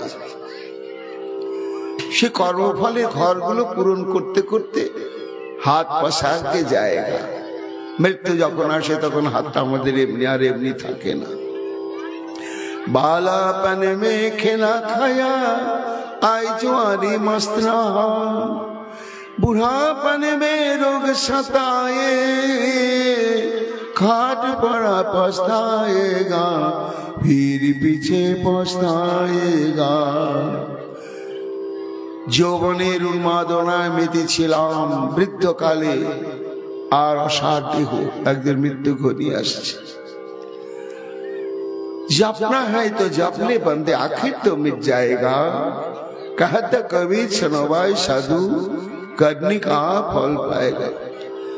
এইভাবে হরিনাম গাইতে গাইতে অজামিল হরিদ্বারে গিয়ে সদ্গুরু পদাশ্রিত হয়ে হরিনাম সাধনা করে সিদ্ধি লাভ করে প্রভু নারায়ণের নিকটে সেবাযজ্ঞ দেহ নিয়ে বৈকুণ্ঠে গমন করলেন। এরপর যমদূতগণ যমালয়ে গিয়ে যম মহারাজের কাছে অভিযোগ করলেন, এটা কেন হলো? একটা জগতে একজনে বিচারক, একরকমই বিচার ব্যবস্থা, এটাই তো ছিল, উল্টে গেল।